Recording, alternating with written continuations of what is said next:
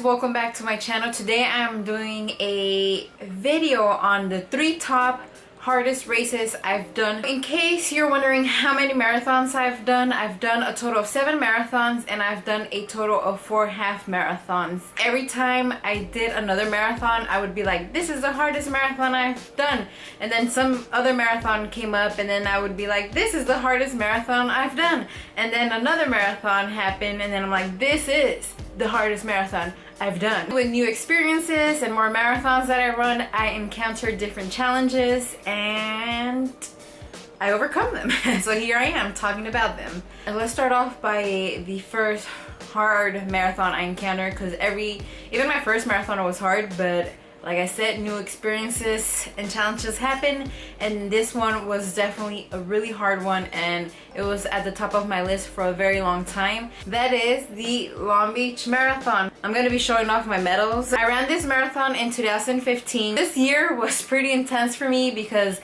I started running and I loved it, and I was like, let me do another race. So this was actually my 3rd marathon. My experience with this marathon was pretty crazy. At the time I wasn't training with my running coach, I was just training myself and going crazy. I ran 3 marathons that year. This was a very hard marathon. The weather was crazy. So this happened in October, and if you live in LA, there's no seasons here. October doesn't mean it's fall, it doesn't mean it's cold, it doesn't mean it's fresh or anything. I just felt confident going into the race. It was my 3rd race and I already knew that I could do it. But one of the challenges was the weather. The weather was freaking hot. I think we started around 7. I remember drinking water at every station. You always want to hydrate even if you don't feel thirsty. I started drinking water early in the race and I still got dehydrated. It was really hot.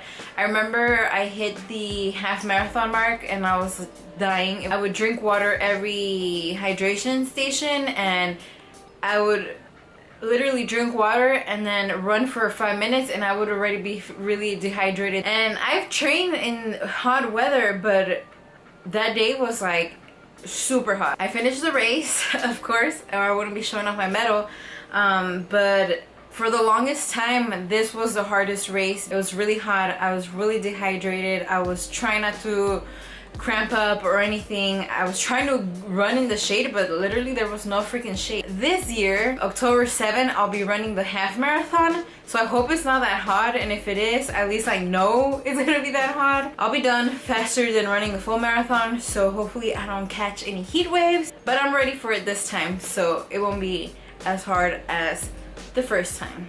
The hardest 2nd marathon I've done is none other than Mexico City Marathon. This marathon was hard and it was painful and I got sick, and you guys can check out the vlog. I have a vlog.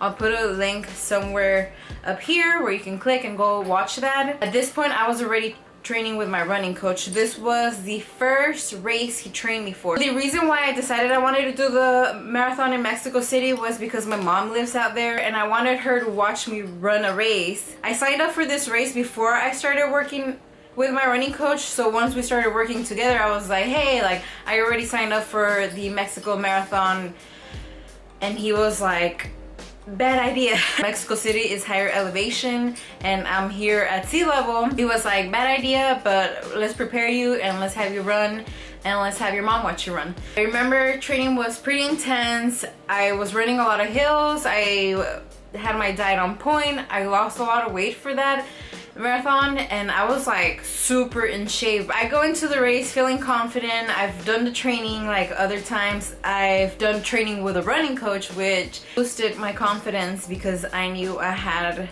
proper training. My mom had a friend that was running the marathon. He was nice enough to help me carry my liquids. Usually I'll have someone throughout the course holding my liquids, but this time around that was gonna be impossible. It was kind of like having a running partner or having a pacer. I remember running the first 10 miles and I was feeling pretty good. I was keeping up with my friend. When I started hitting mile around 15, I started to feel like slowly slowing down, and I couldn't keep up with my friend anymore. Even before I hit the mile 20 mark, I asked the guy, oh, can I have one of my liquid? After I got my last liquid, I told him, go run your race. I don't think I can keep up with you. So he took off and I ran my own race. I had my liquid, did not help me. I still felt like I had zero energy. My times were getting slower until I was like, okay, I'm not gonna break PR, but let me just finish. So we're to mile 23 or 24, I don't remember. I started to feel really fucking sick. Everything was kind of like moving fast, and then I felt like I was moving really slow. And I remember at one point close to the finish line, there's a big incline, so the elevation kept going up. And I remember at one point I kind of walked, but in Mexico they don't let you walk. Everyone who was cheering on people on the sidelines kept saying, hey, don't walk, you're almost there, because I literally was almost there. And other runners were like pushing me, like, come on, let's go. So I was like, okay, I'm not gonna walk, I guess. As soon as I crossed the finish line, I stopped to the side and I just kind of like closed my eyes, and I just felt like everything shifting. I felt so lightheaded and I felt really sick. The volunteers, they kept saying like, you can't stop here, you gotta keep walking, you gotta keep walking. So I'm there like trying to walk. I thought, okay, maybe I need some energy, so I drank some of the Gatorade. Eventually I threw up. I couldn't find my mom, I couldn't find my boyfriend, I couldn't find anyone, and that place was hella packed. This race was super big. I don't remember how many people ran. I want to say like 30,000, but it was so packed at the finish line. I was lost. Eventually I found my mom and I found my boyfriend, and I felt better. The elevation got to me. My coach was right. I did the training. I did everything that I could in order to prepare for it, but it got to me. The third hardest race that I've done to date, can you guys guess? The Boston Marathon. If you guys watch my videos or follow me on Instagram, you already know that the 2018 Boston Marathon was a shit show. The weather was super messed up. For this race, I already knew it was going to be raining. I knew it was going to be cold, so I prepared for that. I had a jacket, I had gloves, you know, like I mentally prepared myself to being in the cold weather, but I've never experienced that cold weather. I was walking to the start line and it was already pouring. My socks were super wet, my shoes were soaking wet. I was just wet at the beginning of the race. There was nowhere where you can take cover, even if you had an umbrella or a poncho. It was just raining so hard. It was really windy and it was really cold. For the first 6 miles, it was pretty good. It was raining, it was windy, and I was like, okay, this is not bad. I was thinking, damn, why is everyone running so fast? And I was like, oh yeah, because I'm at the Boston Marathon. It got so cold that I felt like this pins and needles kind of pain. So I was feeling that, especially like my forearms.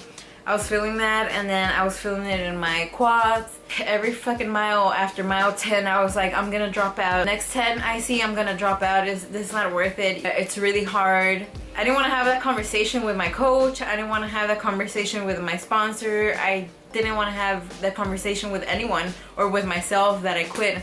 I finished and I was really proud of myself because the weather was crazy. I was freezing to death and it took everything for me to finish that race, and I was just really proud at the end. I finished at 4 hours and 36 minutes, which is super slow for me.